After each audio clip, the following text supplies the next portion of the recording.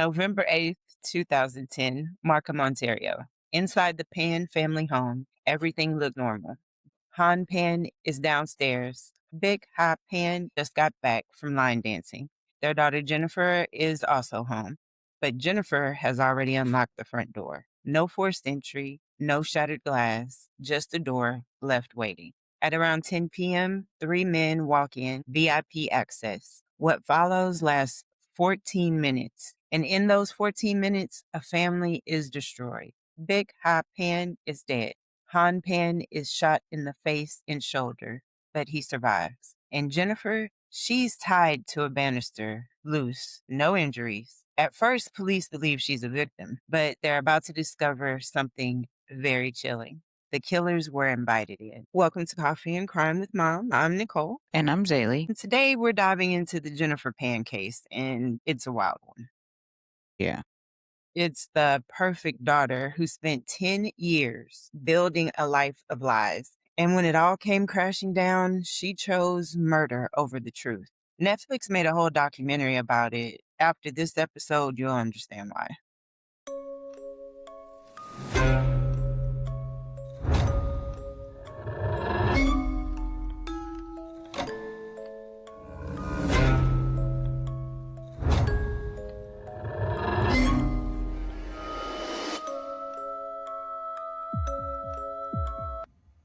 But first, coffee moment. What are you having, Zay? So today I am having my coconut cream latte. Well, my little version of it. Yes, That sounds yes. delicious. Yes, it was hot, but Uh-huh. I'm a mom and I do stuff and now Children. it's cold. And so I'm just going to drink it cold. Yeah. What are you drinking? So, thank you for asking, Zay. Mhm. So, I ran out of milk, all milk, oat milk, regular milk.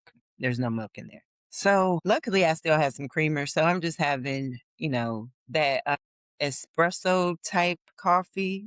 The one that comes in the yellow brick thing, Boost The or something, I think it's called. the yellow brick thing. It comes in a yellow can, or when you get the one that's in a little vacuum sealed pack. Right, Anyway, it's right. yellow. Yep, yep. And it's like a Mexican coffee, so it's like I really know what you're talking strong about. type. Yep. You got me. So I have that, but just a little bit of my vanilla creamer today. So we're just going basic coffee today. That's funny because I use that brand espresso to make my Really? latte. Yes, Look, yes, yes, great yes, minds and all. Great minds. yes. But this case is super wild, Mom. Okay, because one, Jennifer literally faked like her entire life. Entire life. She forged diplomas, graduation photos, paycheck stubs, and all of this started back in high school. And she was doing Right. this with Photoshop. Okay. Mhm. One, that's a gift because I don't know how to use Photoshop.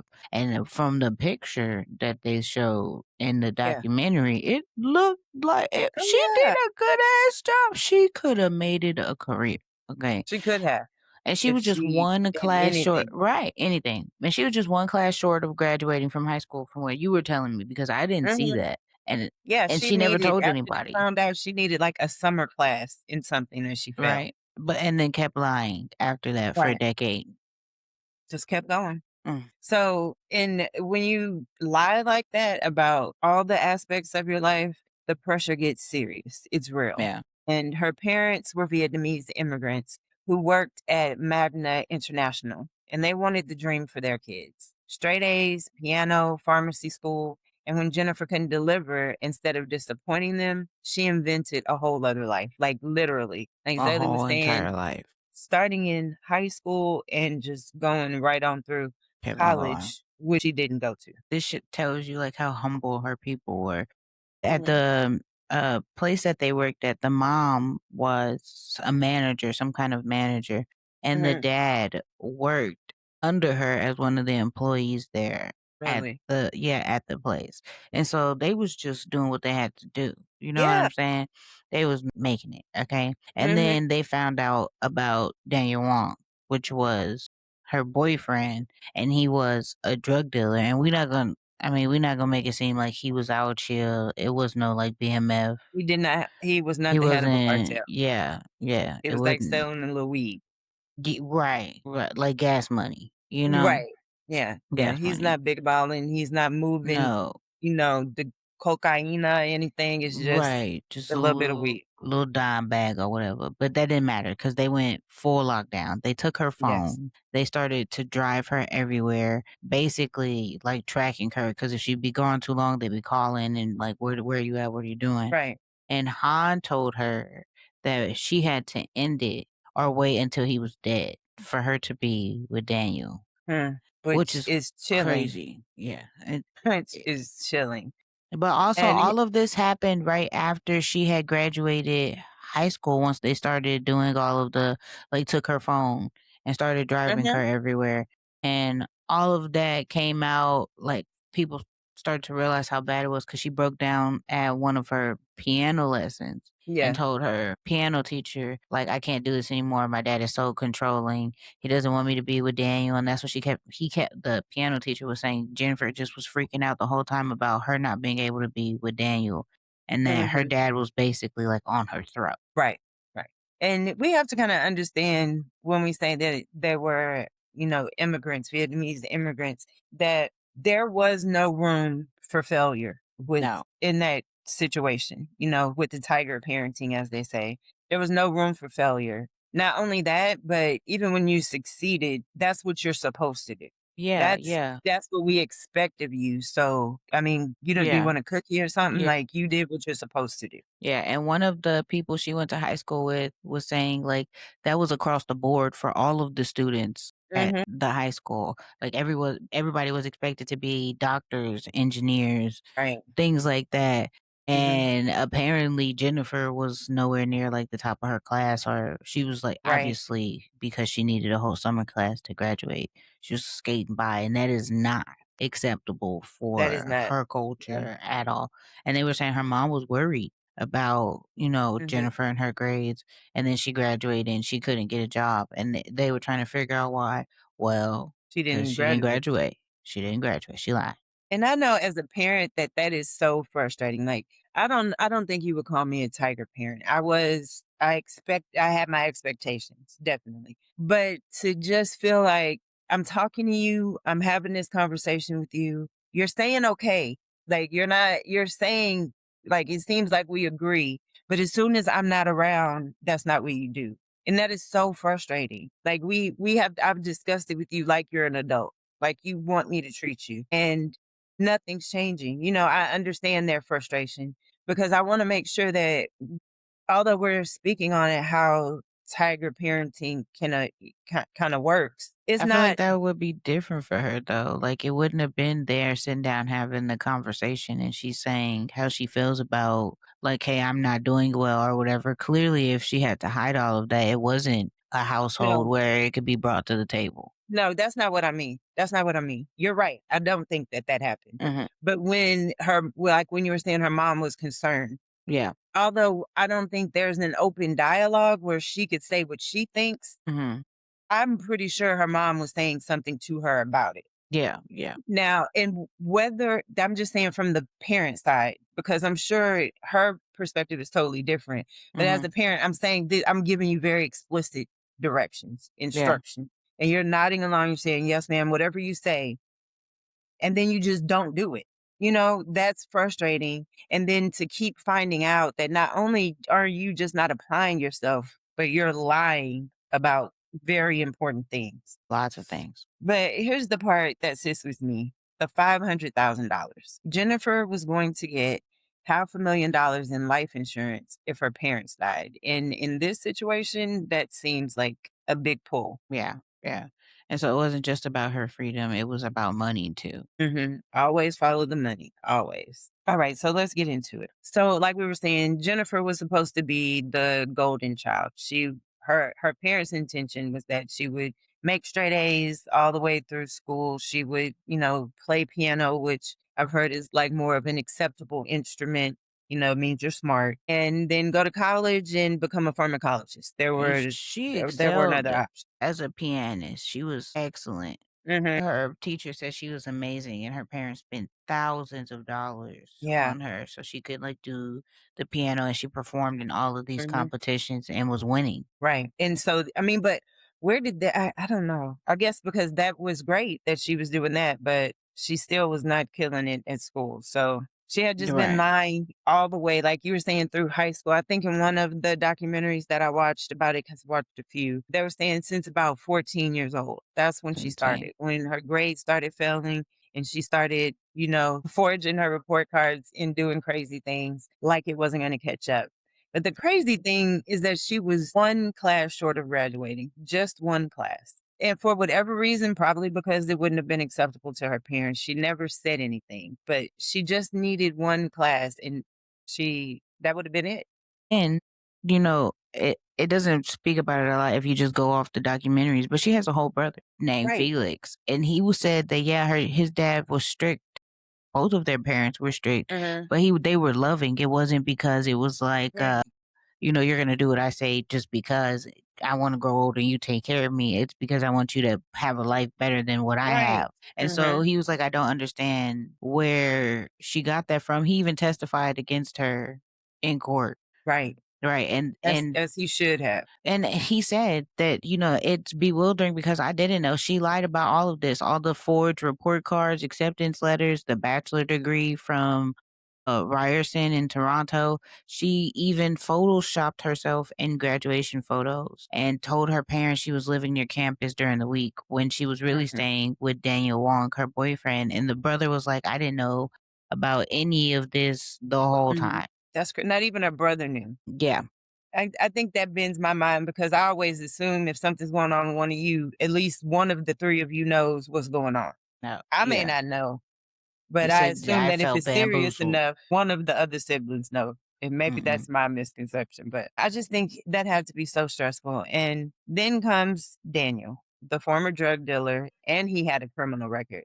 And it's like she just went out and said, "Who is the guy that my father will hate the absolute worst?" Well, the That's who crazy she thing said. she said that made them stuck, like whatever made her stick with him was something was happening. I don't know. She went somewhere and she was having an asthma attack and he helped her. And she was like, that just, it made me feel so special. And then, once I got to know him and then my parents were like, yeah, I can't talk to him. It was like a piece of me was missing. And her friend Mhm. was like, yeah, it just seemed like she didn't feel like she was worth anything. She just felt like he was worth everything. And I never understood why she felt that way, which is, That's crazy. Well, even one of her friends was saying that or maybe it was on a podcast that I listened to, but they were saying that she saved up money working her job, summer yep, job or whatever. yep, She saved up all this money and then she spent it on something for him, like some game yeah.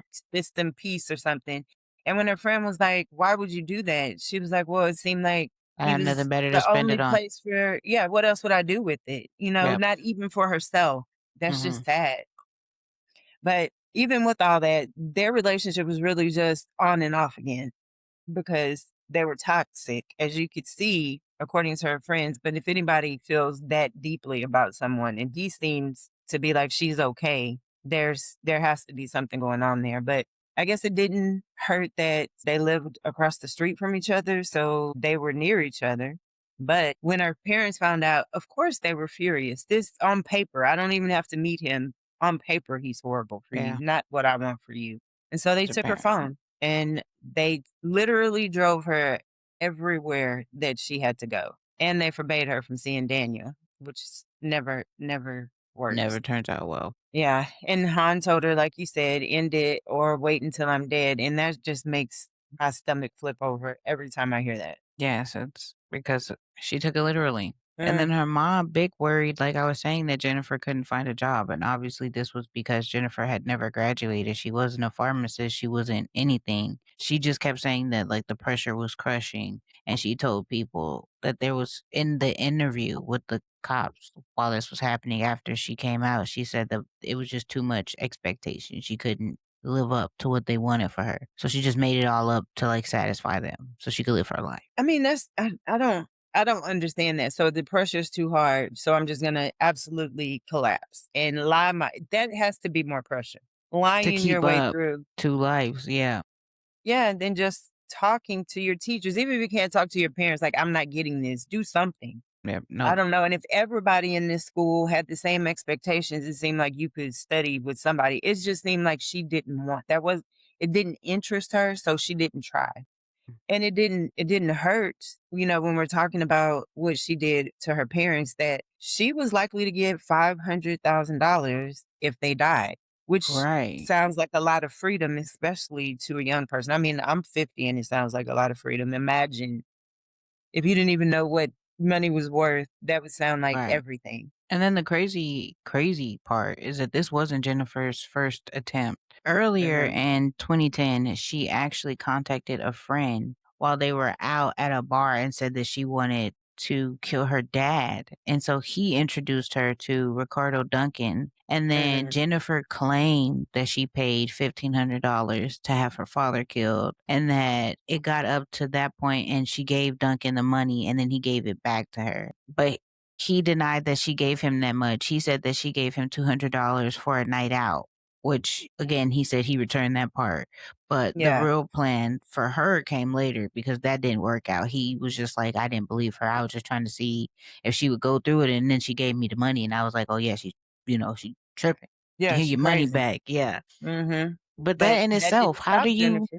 Nope. Nope. Yeah, it Again, with didn't the stop her. planning. I'm sorry, go ahead. I said, no, I'm just saying again with the planning to kill like your parents, another case Yeah. of that. It would just seem like she seems very dedicated when she wants something, so it doesn't make Mhm. any sense that she felt look at how hard she worked to fly. So Right, all she really had to do was try, and then how committed she was is this friend didn't do it. That didn't stop her. That wasn't like, "Okay, maybe I should slow down," right. because somebody clearly didn't think it's a good idea. Nope. Yeah.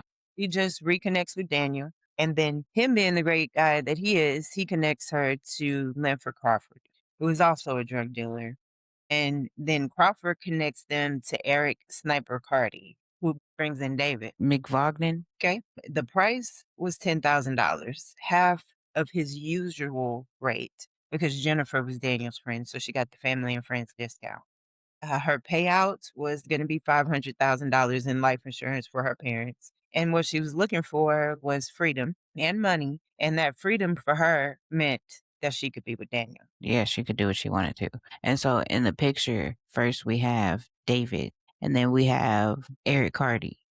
And the first picture that I pulled up, the older picture, that was Leonard Crawford. And then obviously Daniel Wong and Jennifer Mhm. started talking again. And so Yeah. Daniel had already started to move on. He was with somebody else, right? Mhm. But they're still texting.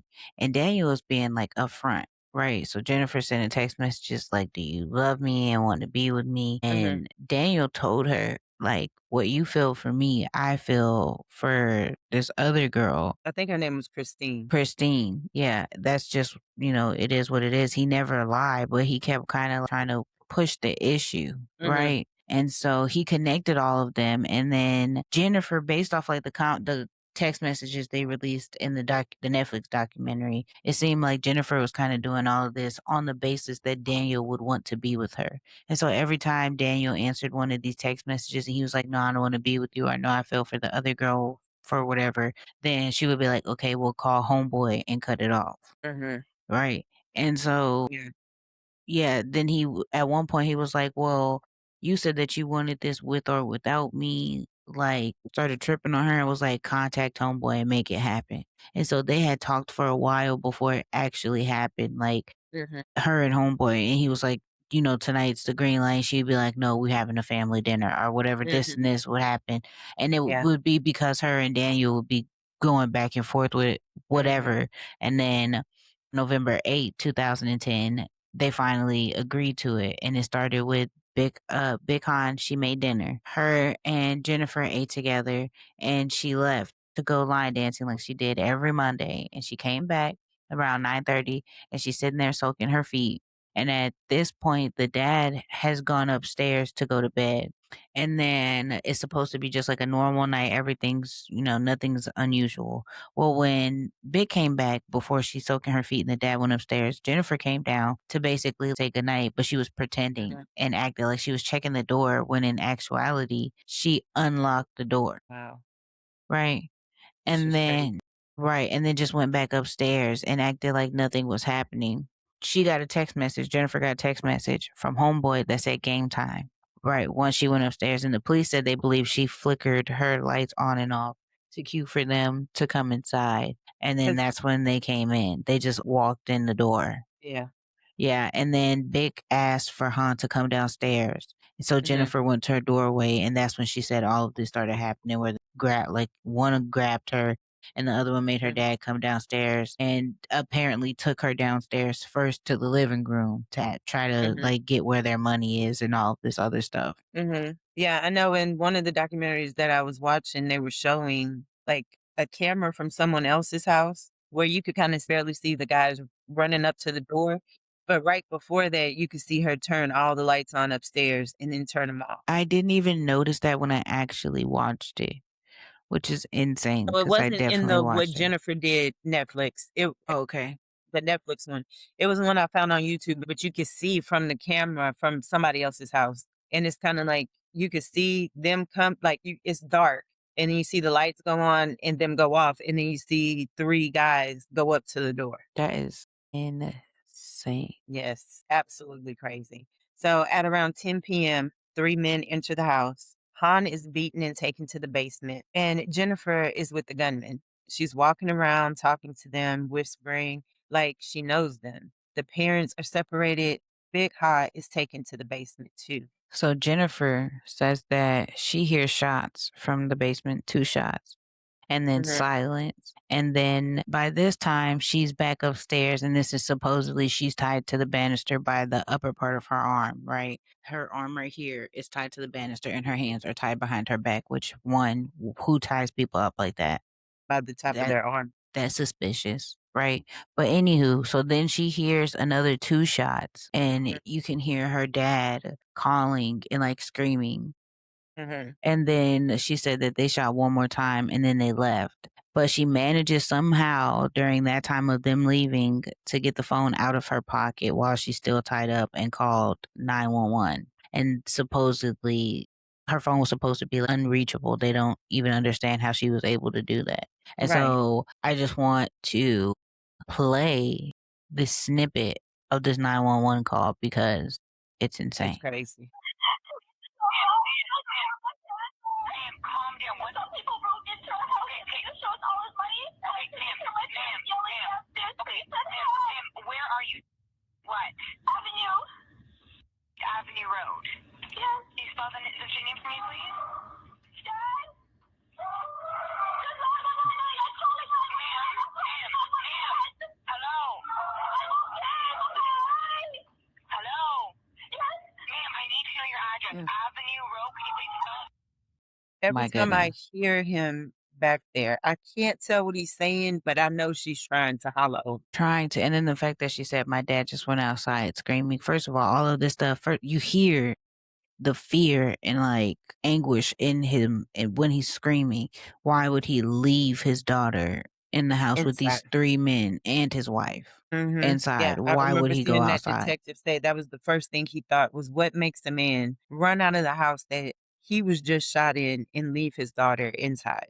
That was the first Right, thing he thought. right. And what's crazy is after that 911 call and how totally insane everything sounds, her supervisor at Han's company later said Jennifer kept a sad voice, but she didn't seem to be crying like you'd expect her to be. So it was like she was performing. And then 34 seconds in, Han moans in the background and he's crawling up the stairs. He drags himself outside screaming. A neighbor calls 911 and Han is rushed to the hospital and falls into a coma. And unfortunately, Big Ha dies. And Jennifer, she's telling her story. I mean, she's telling something. She's telling something. November 22nd, 2010, which was day 14 after the Mhm. murder.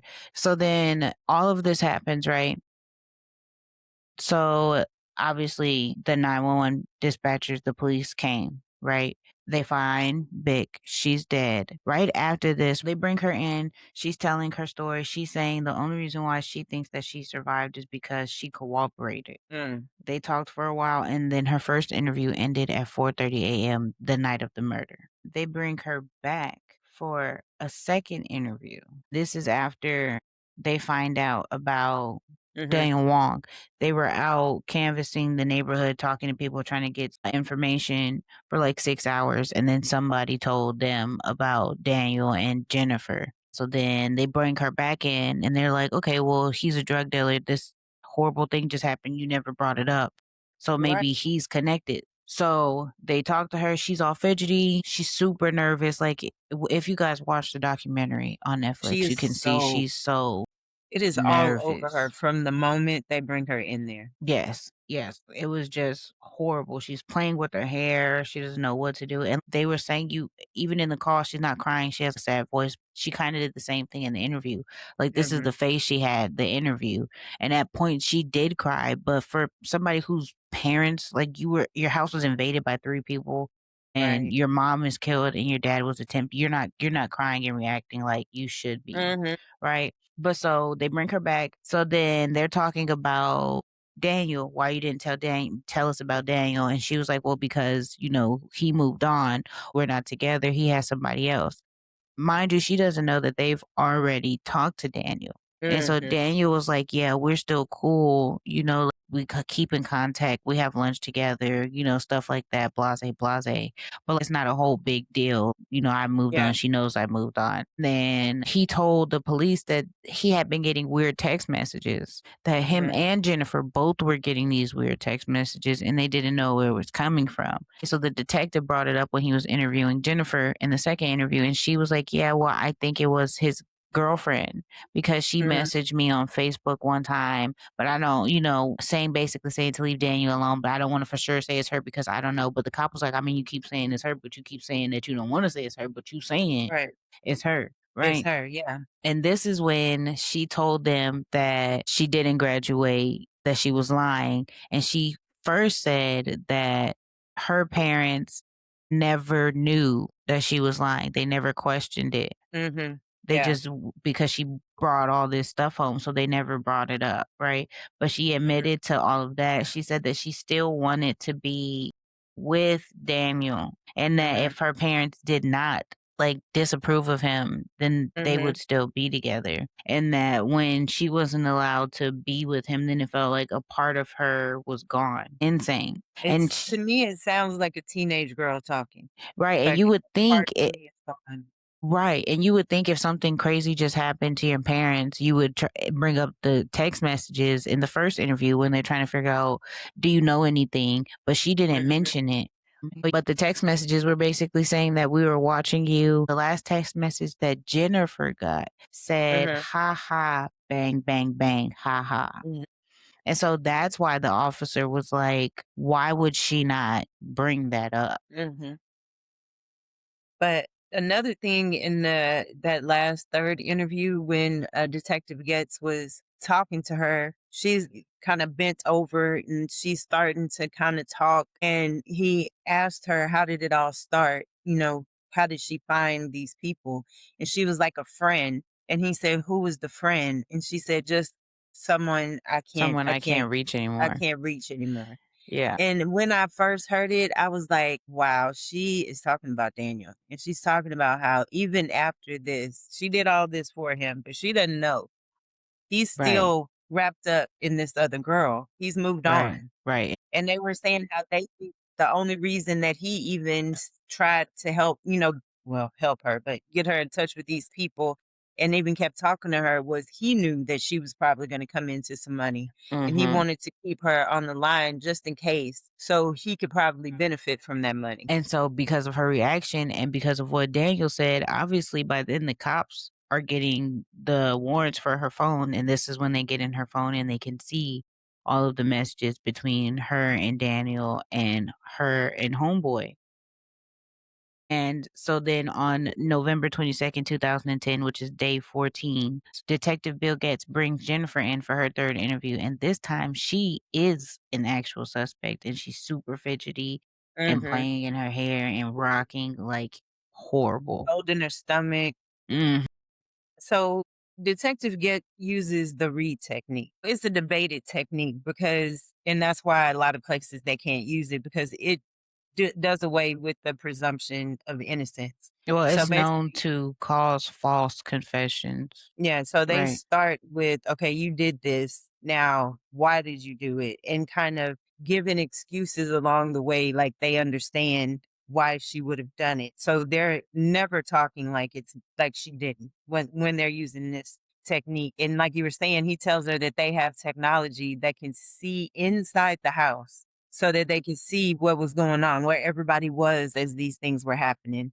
And that is what Because she breaks kept her. saying I she mean, had that's what nothing she to do is with like, it. Yeah. yeah, she is so through all of the it's hard to explain. You have to see how nervous she looks. Like if there was a picture or a video example of someone who is lying and they're nervous, she It would would be be it. her. She's fidgeting all over the place. At one point, I couldn't even tell what she was doing until she moved. Like she is just on her ponytail, On her just going, ponytail. going Yes. the whole time. Like she cannot handle it. No. And so the detective pushes her and he even offers her 2 outs. Was it because her parents abused her or because they kept her from Daniel?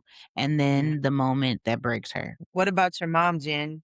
Don't you want justice for her? But what happens to me? That mine. What happens to me? Not who killed my parents, just what happens to me.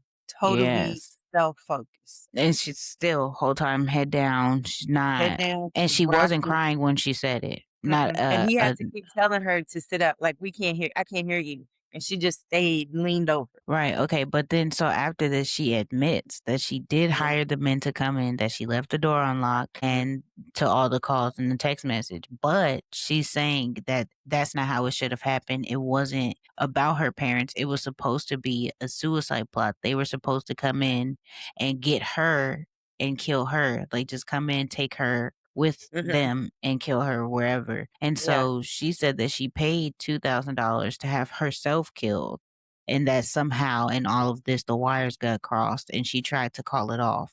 Obviously, the police don't buy it because neither would I. They arrest her. After she was arrested, they find her diary, and in her diary, it literally just is her complaining about the fact that her parents won't let her be with Daniel, and that she loves him. It was all butterflies and hearts and Daniel's name all over the place, and she was just frustrated with her situation.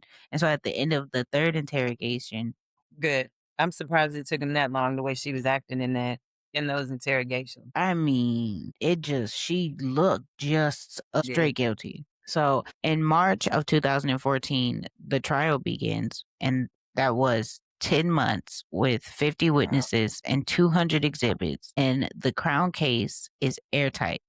They have the cell phone records, the financial Mhm, motive, and obviously Han Pan, the father. And because he survived, once he woke up from his induced coma after all of this, because he was shot like in his skull near his eye, and it mhm, traveled and went through his jaw into his neck. And so they had to put him in an induced coma to save his life.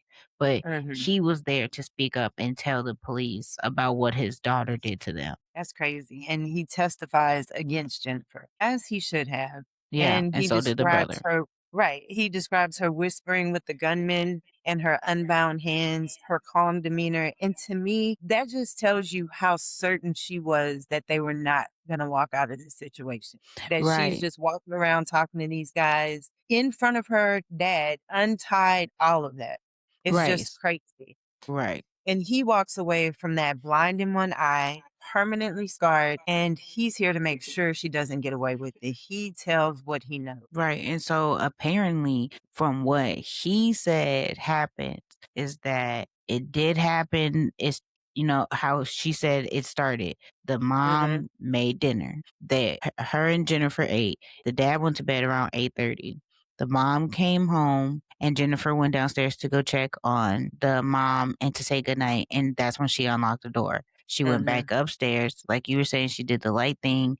Homeboy texted game time and then something about VIP access. I'm not sure if she texted him that or if he texted her that. Either way, it was their way to make sure that they could get in the house. And mhm, so they just walked in. Mind you, the mom was still on the couch soaking her feet. So they grab her and tell her to get everybody down there. She calls for the husband. And so he comes downstairs not knowing what's happening and was taken as soon as he came down.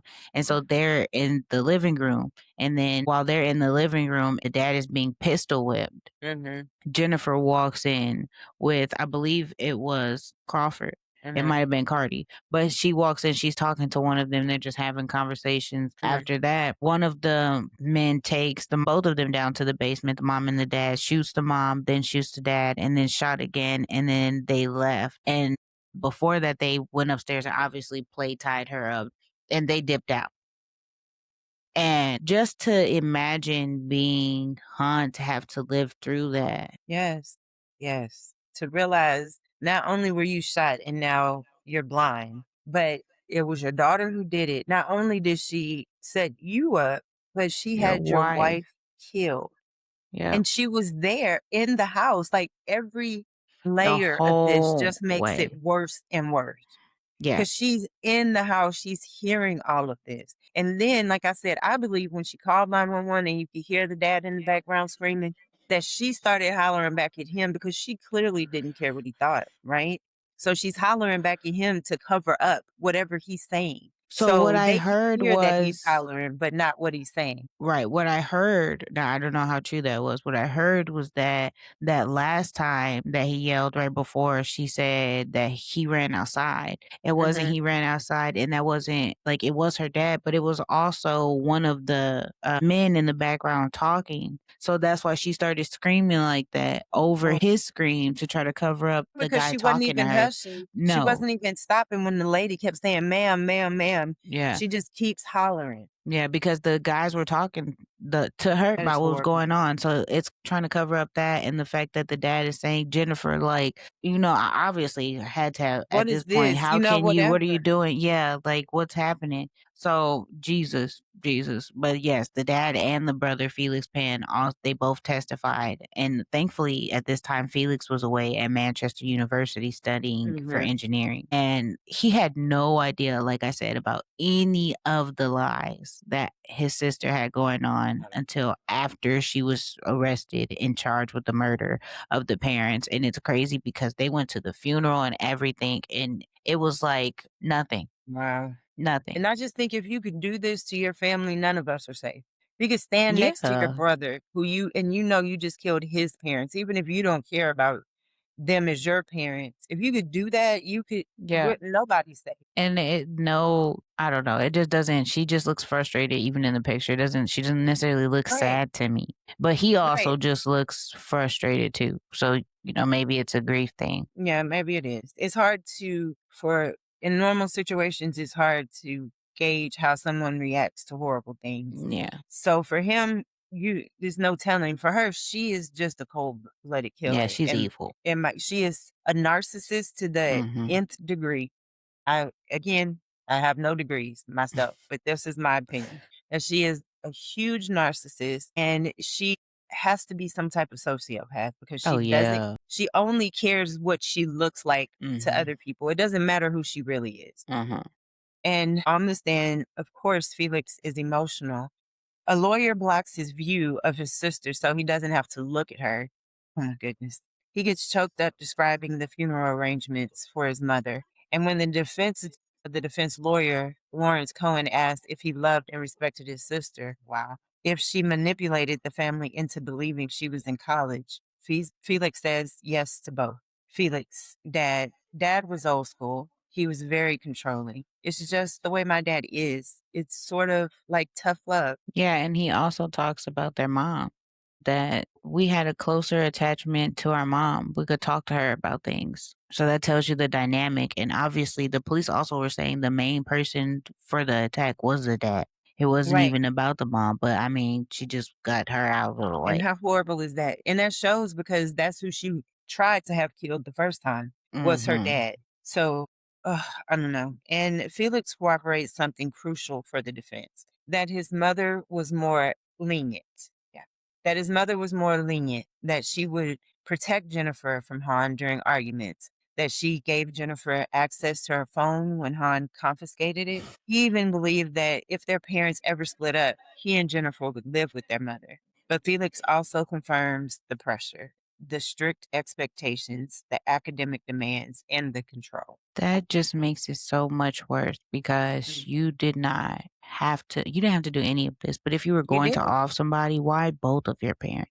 Mm, Why not do this while your mom was out line dancing and then it right. could have just been your dad since that was the problem? I don't Hmm. understand. Or how about you just leave your parents' house? How I about mean, you that just be a too. big fucking girl, That put too. your big girl panties on, and say, I'm not doing what you said, I'm leaving. And I know this is a different culture, but Since you when were we are talking about sneaking around somebody killing their anyways. parents, you Yeah. have other options. It's Yeah. not like she was being abused. It's not like she was being jailed in this house in the basement or something. Hmm. She had options. She chose not to take. Yeah.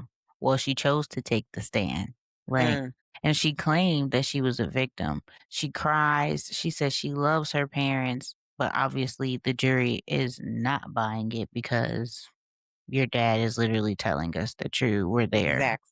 when Right. all of this You happened. didn't count on that part. Yeah. So on December 13th, 2014, BJ's birthday, the verdict: Jennifer Pan, guilty of first-degree murder and attempted murder. Daniel Wong, guilty. Lanford Crawford, guilty. David, guilty.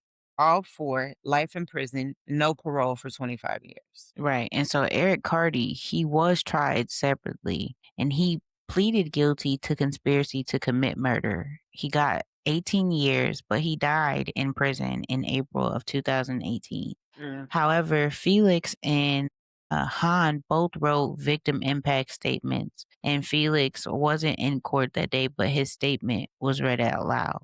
Like a dark shadow, this is something that I cannot hide from. I lost my mother. Han's statement revealed the depth of the fracture. He wrote that Felix was silent and distant and wouldn't talk to him. My son doesn't want to hear his sister's name. I hope someday my daughter can become a good and honest person. That even after all of this, you standing up there taking a stand and you still are trying to have some kind of faith in your daughter. That's Mm, parents' love, okay? that is.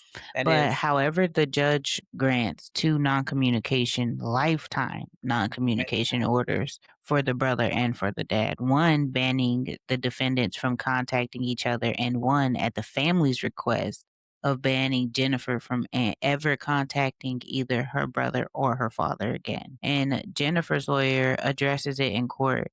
Jennifer is open to communicating with her family if they wanted to. They obviously did not. And I don't know why you would think that they would want to have any kind of And she doesn't communication with you. deserve it. She doesn't deserve it. I don't care if what you're open to. You're crazy and you killed my wife and my mother. And you My shot me in my wife face.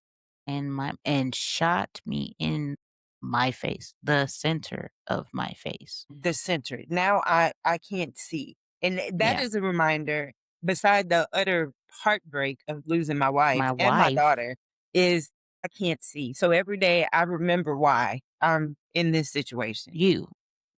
So for nearly a decade, the verdict stands. And then in May of 2023, the Ontario Court of Appeal orders a new trial. The trial judge erred by not letting the jury consider lesser included offenses like manslaughter or different options. Which is diabolical.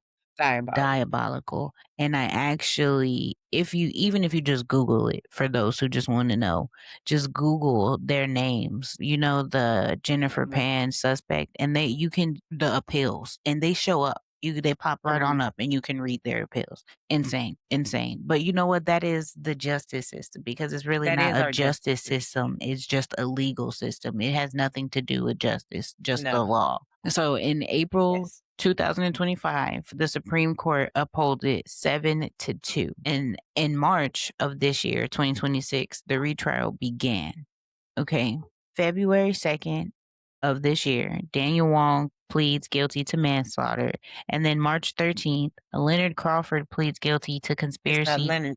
Mm-mm. Linford. Linford. Linford. Stupid thing. Linford Crawford pleads guilty to conspiracy to commit murder. And on March 18th, Jennifer Pan pleads guilty to manslaughter, which nobody was expecting because all of the whole reason why they were fighting was because she kept holding on to her innocence. But then you're Right. going to She didn't plead do it. to manslaughter, right? But she says, I'm ashamed of what I did. She alleges that Han was abusive and controlling and that she only wanted to kill him, but concedes she should have known her mother would be in harm's way. Obviously, you knew that. And the crazy part about this is both Ricardo Duncan, which is the original guy that she connected with to try to do this, he just got in trouble not too long ago for some kind of crazy shit. And then Linford Crawford, while right after he pled guilty, I think it was like a couple of weeks after he pled guilty, he was found with, they said it was like a whole bunch of either the drugs or the money from like selling drugs in prison. Wow. So So he's just going to be a criminal wherever he's at. yeah.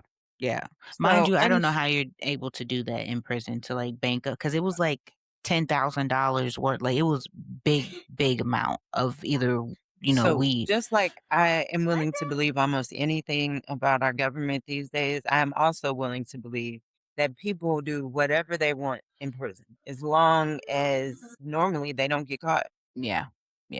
But unfortunately, Jennifer is now eligible for parole on the manslaughter charge, but the attempted murder conviction still stands, complicating any release. That's what I was wondering. Mm-hmm. And here's the kicker: Jennifer still says that she's innocent. How?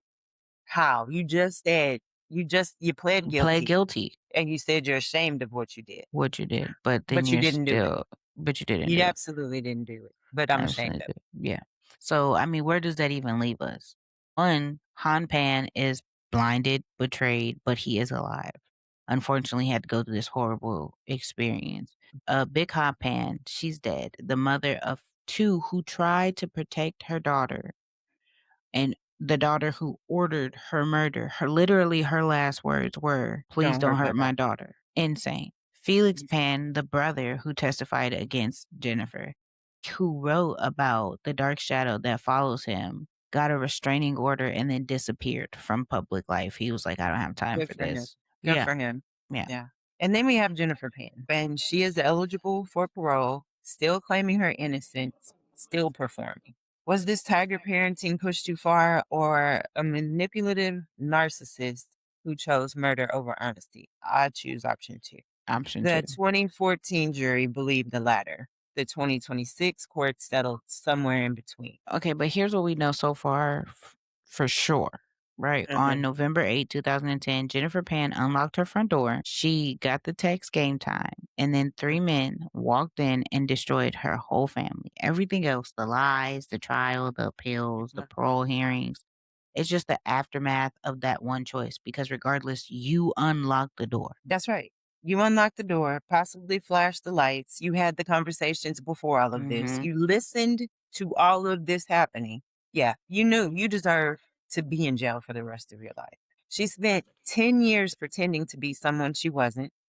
And when the facade crumbled, she didn't choose therapy or honesty. She didn't choose any of that. She didn't even choose to run away, like I was saying. Yeah. She chose murder. And the only thing more elaborate than her lies was the plot to cover them up. This girl is evil, and she needs to remain in prison for the rest of her life. Yeah, I concur. Well, if you guys liked this episode, please like, comment, review. Even if you just review our podcast as a whole, we need it. We need it. We need it. We need to hear what you think. We need some feedback, people. Please. Yes. And if you guys are interested on being on the podcast, or if you guys have any cases or topics or whatever the case is, please reach out to us at coffeeandcrimewithmom@gmail or at coffeeandcrimewithmom@hotmail. You can even check us out on any of the socials at the same name. Okay. And it's coffeeandcrimewithmom@gmail, not Hotmail. I said Hotmail. You did. You acted like an old. Either it was supposed to be It was supposed to be Outlook, not Hotmail. Yeah. You said Outlook. I But did. then you said Hotmail instead of Gmail. So you got the Outlook right. It was Yikes. Well, we've got email accounts. And you can email us. If you search for Coffee and Crime with Mom, you'll find us on just about every social We have a nice little group we started on Facebook where we do some special posts and polls and things like that. So please just find us, tell us what you think, share us with your family and friends if you enjoy us. And Yeah. I'm Nicole. Nobody said thanks to listening to Coffee and Crime with Mom. You did. That's what you said at first. Thanks for listening to Coffee and Crime with Mom, right? I don't think so. Okay, say it. Thanks for listening to Coffee and Crime with Mom. I'm Nicole, Mom. And I'm Zaylee. Stay caffeinated, stay curious, and we'll see you next time. Bye, guys. Toodaloo.